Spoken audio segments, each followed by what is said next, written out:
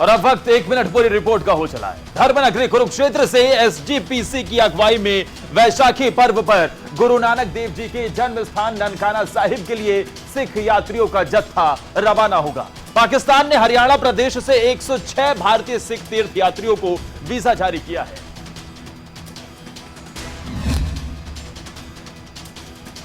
वैसाखी पर्व पर गुरु नानक देव जी की जन्मस्थली ननकाना साहिब के लिए हरियाणा से सिख तीर्थ यात्रियों का जत्था जा रहा है।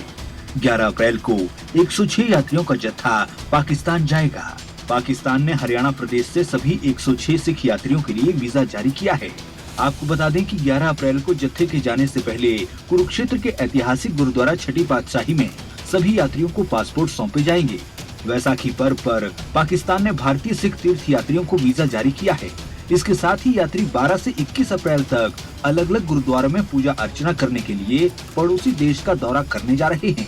भारतीय तीर्थ यात्रियों को पाकिस्तान में गुरुद्वारा दरबार साहिब, श्री पंजा साहिब, डेरा साहिब, ननकाना साहिब और करतारपुर साहिब गुरुद्वारा सच्चा सौदा जाने की अनुमति होगी। 12 अप्रैल को अटारी बॉर्डर के जरिए पाकिस्तान में सिख यात्री प्रवेश करेंगे।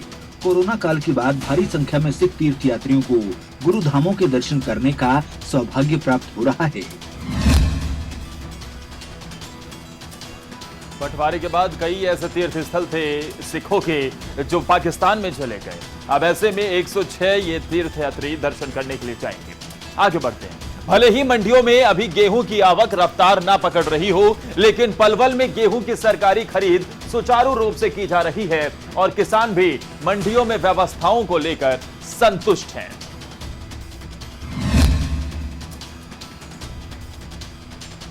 पलवल अनाज मंडी में गेहूं की सरकारी खरीद सुचारू रूप से चल रही है। 1,65,000 क्विंटल के करीब गेहूं की सरकारी खरीद की गई है, जबकि 4,635 क्विंटल गेहूं की प्राइवेट खरीद की गई है। मार्केट कमेटी पलवल के सचिव ने बताया कि सरकार द्वारा गेहूं का न्यूनतम समर्थन मूल्य 2,015 रुपए निर्धारित किया गया है। उन्होंने बताया कि मंडी में गेहूं की आवक लगातार जारी है।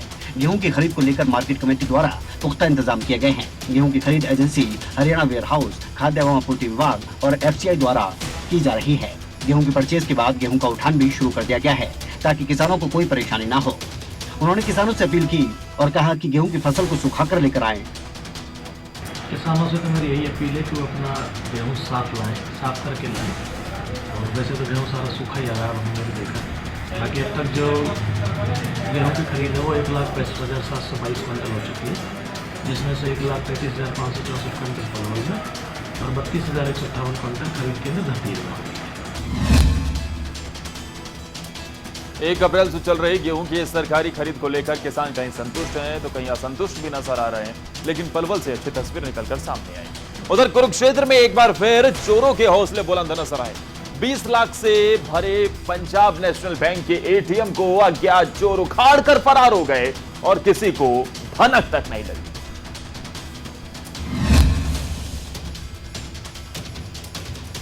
हरियाणा में एक के बाद एक बड़ी लूट सामने आ रही है। पुलिस एक मामले को सुलझाती है, तब तक दूसरी वारदात सामने आ जाती है। चोरों और लुटेरों के हौसले इस कदर बुलंद हैं कि पुलिस का जरा खौफ नहीं। ताजा मामला कुरुक्षेत्र का, जहां करीब 20 लाख से भरी पंजाब नेशनल बैंक के ATM को अज्ञात चोर उखाड़ ले गए। बड़ी बात यह है कि जिस ATM मशीन को चोर उखाड़ कर ले गए, उससे कुछ ही कदमों की दूरी पर शाहबाद हुड्डा चौकी और DSP हाउस है। उसके बावजूद भी चोर बड़े आराम से ATM के शटर का ताला तोड़कर ATM मशीन को अपने साथ ले गए। पुलिस को भनक तक नहीं लग पाई। के आसपास अपने चड्डा साहब में मिले में था सर। उसके बाद चड्डा साहब आए जो यहाँ सर एक दुकान है बराबर में। अभी ऐसे ATM में तुरंत मौके पर पहुंचा। तुरंत मौके पहुंचने के बाद ऊंच अधिकारियों को सूचना दी सर। अभी वो FSL team CNAP team crime team आने लग रही है मौके पे सर, जिसकी पूरी जांच कराएंगे। तो पुलिस मौके पर पहुंची मामले की जांच पड़ताल शुरू की। फिलहाल पुलिस मामले की जांच कर रही है। देखना ये है कि पुलिस कब तक आरोपियों को पकड़ पाती है। चोरों के हौसले इस कदर बुलंद है कि हैरान कर देती है खबर कि PNB का ATM में उखाड़ कर फरार हो गए। आगे बढ़ते हैं। फरीदाबाद नगर निगम में करोड़ों के घोटाले के आरोपी ठेकेदार को गिरफ्तार किए जाने के बाद भी नीरज शर्मा कार्रवाई से संतुष्ट नजर नहीं आ रहे। विधायक नीरज शर्मा का कहना है कि असली अधिकारियों तक जांच नहीं की जा रही।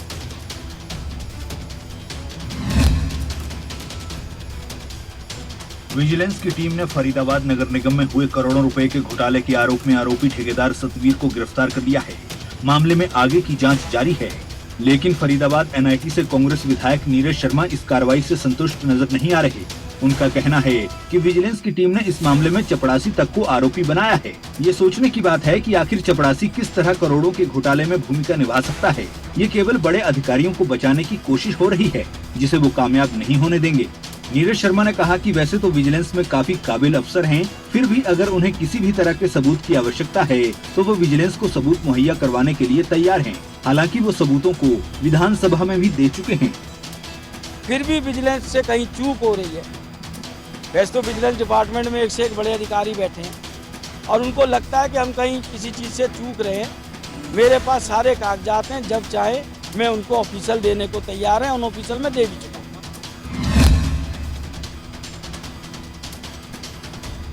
विजिलेंस टीम की तरफ से कार्रवाई से विधायक वहां पर संतुष्ट नजर नहीं आ रहे। अब देखने ये होगा कि आने वाले दिनों में और क्या कुछ खुलासे होते हैं। खैर आगे बढ़ते हैं, करनाल की बात करते हैं, जहां के बस्ताड़ा टोल पर किसान सांकेतिक धरना दे रहे हैं। गेहूं के लिए 500 रुपए बोनस और टोल की मांग को लेकर दोपहर तक धरना दिया जाएगा।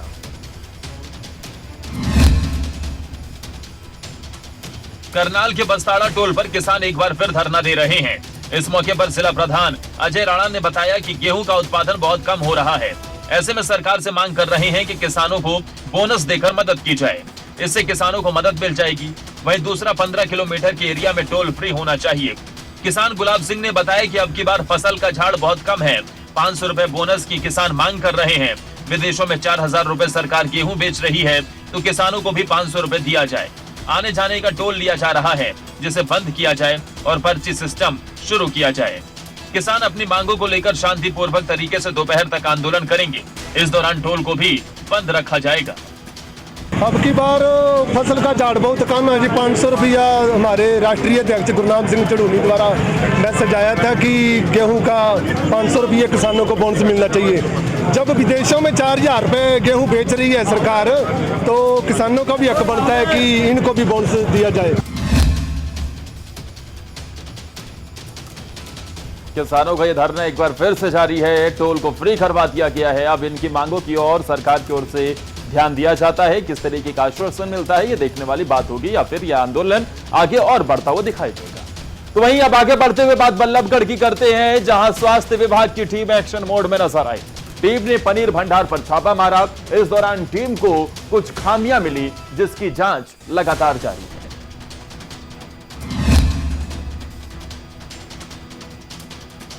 बल्लभगढ़ के जेके पनीर भंडार पर स्वास्थ्य विभाग की टीम ने छापेमारी की।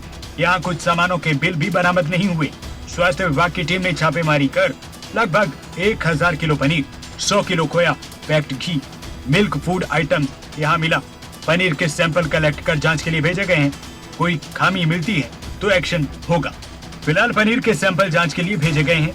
कोई खामी रिपोर्ट में आई तो जरूर कार्रवाई अमल में लाई जाएगी। फ्लाइंग के साथ में सैंपल भरने की कार्रवाई करी है और लगभग 1000 किलो के आसपास पनीर मिला है, 100 किलो के आसपास खोआ है और बाकी जो पैकेट घी के आइटम हैं, मिल्क फूड रिच देसी घी के नाम से, तो इनकी सैंपलिंग हम कर रहे हैं। कहाँ से आया था ये पनीर और कैसे यहाँ पर बेचा जा रहा है? ये अभी इंक्वायरी चल रही है, अभी इसके बारे में पूछताछ चल रही है। बिल है नहीं इसके पास, तो अभी तो ये बताना ठीक तरीके से नहीं बता पाएंगे, क्योंकि बिल होता तो उसमें सब कुछ डिटेल होती।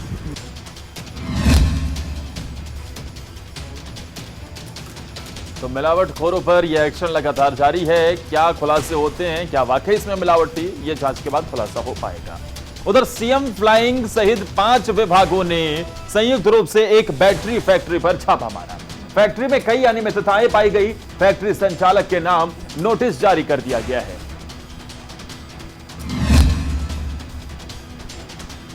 प्रदेश में इन दिनों सीएम फ्लाइंग एक्टिव मोड में है। खनौरी रोड पुल के पास बैटरी इंडस्ट्रीज पर सीएम फ्लाइंग सहित 5 विभागों ने संयुक्त रूप से रेड की। फैक्ट्री में इन्वर्टर की बैटरियां बनाई जा रही थी। फैक्ट्री चलाने के लिए प्रदूषण बोर्ड और दमकल विभाग से अनुमति नहीं ली गई थी। दोनों विभागों की तरफ से फैक्ट्री संचालक रेनू के नाम नोटिस जारी कर दिया गया है। आगजनी से बचने को लेकर भी फैक्ट्री में कोई उपकरण नहीं लगाए गए थे। बिजली निगम से मीटर लिया हुआ था और जीएसटी विभाग ने कागजातों की जांच शुरू कर दी है। करीब 4 महीने पहले ही नए नाम से फैक्ट्री को शुरू किया गया था, लेकिन संबंधित विभागों से इसकी अनुमति नहीं ली गई थी। सीएम फ्लाइंग को सूचना मिली थी कि फैक्ट्री बिना अनुमति के चल रही है। हालांकि फैक्ट्री के पीछे कुछ दूरी पर घर भी बने हुए थे। अगर इस कार्य में कोई हादसा हो जाता तो काम करने वाले कर्मचारियों और आसपास के लोगों को नुकसान हो सकता था। इसके अलावा भारी मात्रा में तेजाब भी मिला है। इस तरीके की लापरवाहियां बड़े हादसे को दावत दे देती हैं। जरूरत है कि सरकार की भी, प्रशासन की भी आंखें खुली रहें और प्रशासन ऐसे मौकों पर, ऐसी जगहों पर सख्त से सख्त कार्रवाई करे वक्त रहते। वहीं बीजेपी के अध्यक्ष जेपी नड्डा भी हिमाचल प्रदेश के 4 दिवसीय दौरे पर रहेंगे। उनका दौरा आज से शुरू होकर 12 अप्रैल तक चलेगा। क्या कुछ खास रहेगा इस दौरे में, दिखाते हैं आपको 1 मिनट पूरी रिपोर्ट में। बीजेपी के राष्ट्रीय अध्यक्ष जेपी नड्डा आज शिमला में रोड शो से हिमाचल प्रदेश में चुनावी शंखनाद करेंगे। आज सुबह अनाडेल से पीटर हॉफ तक नड्डा का रोड शो होगा। इसके बाद राष्ट्रीय अध्यक्ष राज्य अतिथि गृह पीटर हॉफ में कार्यकर्ताओं को संबोधित करेंगे। अर्की के एक बूथ की भी बैठक लेंगे। नड्डा का रात्रि ठहराव शिमला में होगा और 10 अप्रैल को सड़क मार्ग से बिलासपुर जाएंगे। 4 राज्यों में जीत के बाद पहली बार नड्डा हिमाचल के दौरे पर हैं। चुनावी जीत के बाद शिमला में नड्डा के सम्मान में अभिनंदन कार्यक्रम रखा गया है। 15,000 से ज्यादा कार्यकर्ता शिमला में नड्डा का स्वागत करेंगे। 10 अप्रैल को बिलासपुर जाते हुए नड्डा का नमहोल, टुटू, डाडला घाट, चमाकड़ी पुल में स्वागत किया जाएगा। नड्डा अर्की विधानसभा क्षेत्र के एक बूथ की बैठक भी लेंगे।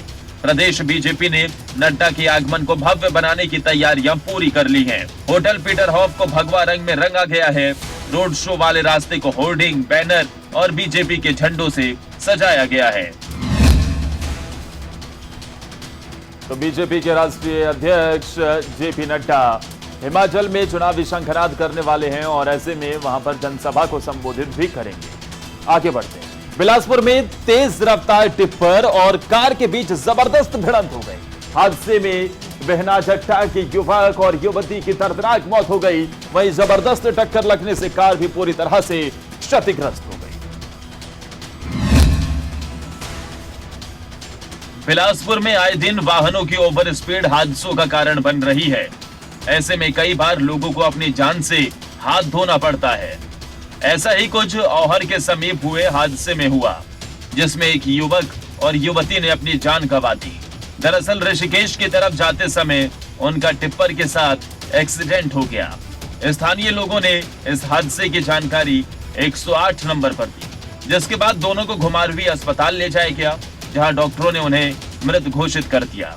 वहीं पुलिस द्वारा मामले में आगे की कार्रवाई अमल में लाई जा रही है। बहरहाल जिला प्रशासन की ओर से मृतकों के परिजनों को 50,000 रुपए की फौरी राहत जारी कर दी गई है। चलते हुए बहुत बड़ा हादसा हमारे गांव में हुआ है, जिसमें कि एक बेटा और हमारे गांव के 6 छोटे दोनों एक्सपायर हो चुके और स्पॉट हॉस्पिटल में लेके आए, जिससे कि हमें बहुत दुख हुआ है। और जो पुलिस जो उसमें कोई कार्रवाई नहीं कर रही है। स्टार्टिंग से ही बहुत तेज चल रही है गाड़ियाँ। तेज रफ्तार लोगों की जिंदगी की, जान की दुश्मन बन जाती है। जरूरत है कि इसे समझा जाए और सड़क पर निकला जाए तो सुरक्षित तरीके से निकला जाए और ओवर स्पीडिंग बिल्कुल ना की जाए। आगे बढ़ते हैं। पंजाब की आम आदमी सरकार अब प्रदेश में रेत माफियाओं पर नकेल कसने की पूरी तैयारी कर ली गई है। माना जा रहा है कि अवैध खनन को लेकर सीएम भगवंत मान ने सख्त आदेश अधिकारियों को दिए।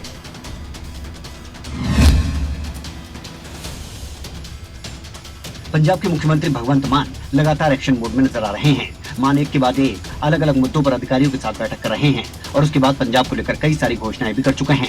इस दौरान सीएम भगवंत मान ने पंजाब में फैले रेत माफियाओं पर नकेल कसने के लिए हाल ही में अधिकारियों के साथ एक महत्वपूर्ण बैठक की। इस बैठक में पंजाब के माइनिंग मंत्री हरजोत बैंस भी मौजूद रहे। सूत्रों से मिली जानकारी के मुताबिक भगवंत मान ने इस मीटिंग में अधिकारियों को साफ निर्देश दिए हैं कि रेत माफियाओं को पूरी तरह से खत्म करने की योजना पर जल्द से जल्द काम करें और मंत्री हरजोत बैंस को भी इस पर कड़ी नजर रखने की बात कही है। सूत्रों ने यह भी बताया कि माइनिंग मंत्री हरजोत बैंस ने रेत माफियाओं पर नजर रखने के लिए आधुनिक तकनीक का इस्तेमाल करने के लिए एक बड़ी योजना बनाई है। बताया जा रहा है कि पंजाब सरकार अगले 6 महीने के अंदर नई माइनिंग पॉलिसी लेकर आने वाली है, जिसके बाद ये दावा किया जा रहा है कि पंजाब में गैर कानूनी माइनिंग पूरी तरह से खत्म हो जाएगी। इसके लिए अधिकारियों को सख्त निर्देश दिए गए हैं। अधिकारियों को समय समय पर माइनिंग साइट्स की जाँच के आदेश दिए गए हैं। पंजाब में रेत माफियाओं के हौसले बुलंद नजर आते हैं, लेकिन मान सरकार के अब इस सख्त आदेश और उम्मीद है कि मान सरकार इस दिशा में सख्त कदम उठाएगी जिससे अवैध खनन पर रोक लग सकेगी। अब बात पड़ोसी मुल्क पाकिस्तान की करते हैं। पाकिस्तान में इमरान खान सरकार की उल्टी गिनती शुरू हो गई है। कुर्सी बचाना की तमाम हथकंडों के बाद आखिरकार इमरान सरकार को फ्लोर टेस्ट पर आना ही पड़ा। पाक सदन की कार्यवाही जारी है, अविश्वास प्रस्ताव पर वोटिंग का इंतजार है। पाकिस्तान के प्रधानमंत्री इमरान खान की कुर्सी की उल्टी गिनती शुरू हो गई है। ऐसे में पाकिस्तान की राजनीति के लिए आज का दिन बेहद अहम है, क्योंकि नेशनल असेंबली में वोटिंग होनी है। लिहाजा इमरान सरकार रहेगी या नहीं, ये तो वोटिंग के बाद ही तय होगा। फिलहाल पाकिस्तान संसद की कार्यवाही शुरू हो गई। थोड़ी देर में अविश्वास प्रस्ताव पर वोटिंग होनी है, लेकिन पाकिस्तान के प्रधानमंत्री इमरान खान सदन नहीं पहुंचे। इन सब के बीच इमरान सरकार के मंत्री शाह महमूद कुरैशी की तरफ से बड़ा बयान दिया गया। उन्होंने कहा कि सदन के माहौल पर निर्भर करता है कि वोटिंग होगी या नहीं। बता दें कि पाक संसद में कुल सांसदों की संख्या 342 है, यानी इमरान खान को फ्लोर टेस्ट पास करने के लिए 172 वोट हासिल करने होंगे। लेकिन मौजूदा वक्त में इमरान खान की सरकार को 142 सांसदों का ही समर्थन हासिल है, जबकि विपक्ष अपने साथ 199 सांसदों के होने का दावा कर रहा है। अब ऐसे में इमरान सियासत की इस गुगली के सामने अपना विकेट बचा पाएंगे या फिर क्लीन बोल्ड हो जाएंगे, ये देखने वाली बात होगी।